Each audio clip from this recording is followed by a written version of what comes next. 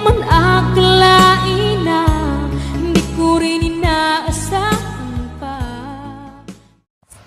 Narito tayo ngayon upang matunghayan ang napakainit, nagbabaga at talaga namang pinaka-inaabangan na latest issue ni Ate Erica. Sa pagpapatuloy ng ating istorya ay dito nga ay binabanggit pa rin ni Kalingap Val Santos Matubang ang kanyang kita sa YouTube channel niya. Marami daw kasing mga tao na nagpaparatang na kaya niya lang daw kino-content si Ate Erica at ang kanyang lolo na si Lola Miguel ay ito daw ay para lang sa kita.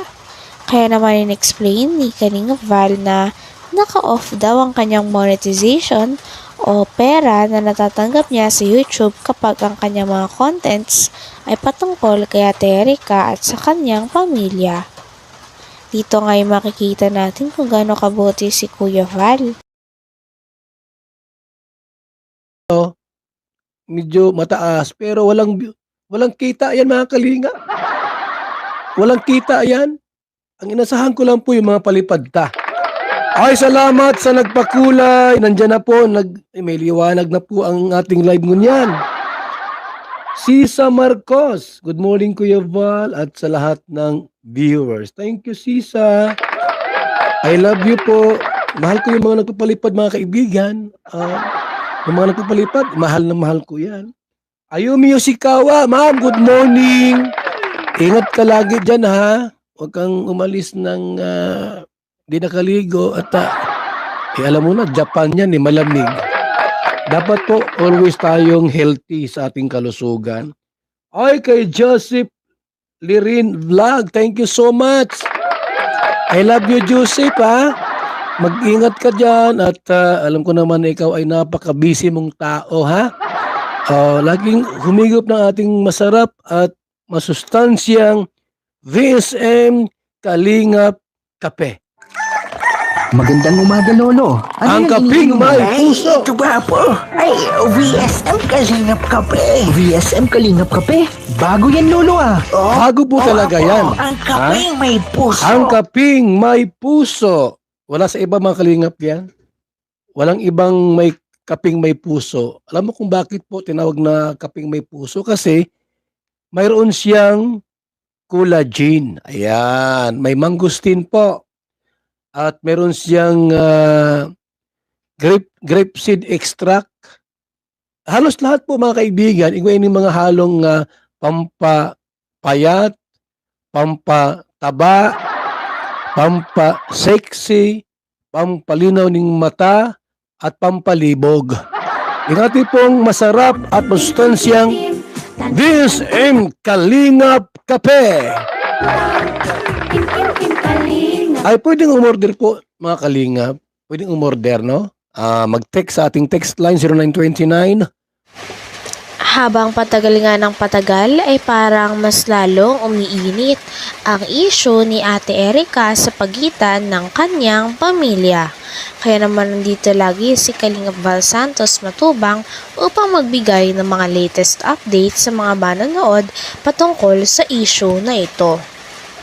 Sa ngayon nga ay pinag-uusapan din ni Kalingap Val ang mga pagkakaiba ni Ate Erica at ng bagong ka-love team ni Kuya Edo na si Viancy. Talagang may pagkakaiba nga si Ate Erica at si Viancy sa isa't isa. At sinabi nga ni Kalingap Val na gandang-ganda talaga siya kay Ate Viancy. Ano po ba mga kalingap? Ako po ay tuwang-tuwa ngunyan. Kasi kayo, very yung isip nyo po, masyado kayong maunawain at naunawaan nyo ako mga kalingap, di ba? Binanggit ko naman talaga na wala akong monetization, naka-off po yan. Nandiyan kayo palagi sa aking tabi po.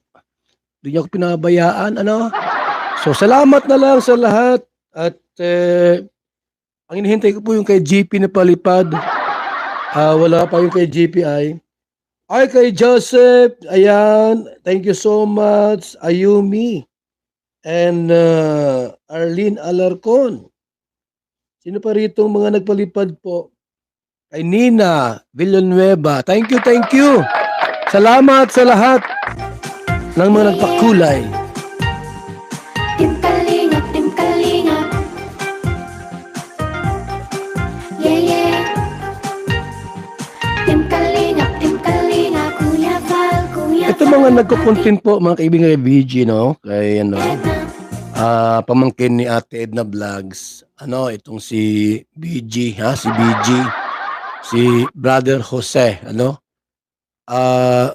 Wag nyo lang i-content muna. O, wag natin i-content yan. Hayaan natin siya sa kanyang mga vlogs na ginagawa. At yan po ay busy po yan sa kanyang pagcha-charity. Hayaan mo siya po kung ano man mga ginagawa niya sa buhay, anong gusto niya. Huwag niyo nang i-content. Unang-una po, hindi naman nakalingap yan. Kino-content ninyo. So, sa mga reactor dyan ng kalingap, ako yung nakikiusap na huwag nating i-content itong si Brother Jose. Ano? Kasi ako po, di ba ako ma-content dyan? Di ba ako matira dyan, umabanat? Unang-una, pamangkin ni Ate Edna yan. Kaya iniiwasan ko po na mag-content sa mga ganyan. So, kayo po dyan ng mga kalingap reactor, huwag na kayo mag-content, ha? At hindi man ma-content yan pag walang content, di nyo. Dito ay binahagi ni Kalingap Val Santos Matubang kung kailan niya daw ino-on at kung kailan niya ino-off ang monetization o ang kita ng kanyang YouTube. Sabi niya ay kapag ang contents niya daw ay tungkol sa mga update sa negosyo ng kalingap at mga pabahay, ay ino-on niya daw talaga ang kanyang monetization. Ngunit pagdating sa mga issue na kanyang kino-content katulad ng issue ni Ate Erica at nila Lolo Miguel, ay talagang ino-off niya daw ang monetization. Ayaw niya raw kasi na may nasasabi ang ibang tao at parang hindi niya daw talaga kaya at nagigilty siya. Kaya naman makikita natin kung gaano talaga kabuting tao si Kuya Val. Hayaan mo siya po kung ano man mga ginagawa niya sa buhay, anong gusto niya. Huwag niyo nang i-content. Unang-una po, hindi naman nakalingap yan. Kino-content ninyo. So, sa mga reactor dyan ng kalingap, ako yung nakikiusap na huwag natin i-content itong si Brother Jose. Ano? Kasi ako po, di ba ako ma-content dyan? Di ba ako matira dyan, umabanat? Unang-una, pamangkin ni Ate Edna yan. Kaya iniiwasan ko po na mag-content sa mga ganyan. So, kayo po dyan ng mga kalingap reactor, huwag na kayo mag-content, ha? At hindi man ma-content yan pag walang content. Di nyo, alimbawa, wala kayong content, di nyo siya binabanatan o ano mga salita, di man ma-content niya si Brother Jose. Mabait naman po yan.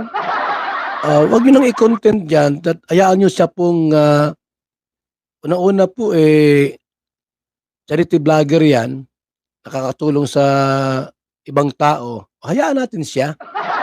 Huwag nang i-content. So, mabait naman yan si Brother Jose. Mabait niyan, Brother Jose, kilala ko naman yan, mabait naman yan. Huwag nyo nang i-content yan. Siyempre, gusto niya yung malayang makagalaw. O i-subscribe nyo. Yung mga nagmamahal kay Brother Jose, sige po, walang problema sa atin yan. Di ba ibang tao yan? Hindi ibang tao si Brother Jose. Huwag nyo kaming pag-awayin ni Brother Jose. Kasi hindi ko man i-content si Brother Jose. Hindi po. Pag iba yung tumitira sa atin, maaaring i-content ko sila. Kapag yung sariling tao po, ay dai po, dai. Kuya Val, Ate Edna. Kuya Rap, Ate Jackie. Nandito rin si Papa, nandito rin si... Ay mga kalingap, ito po yung ating paksangun yan. Ba't ko tinamli iniuli? Si Miss Tunyaka.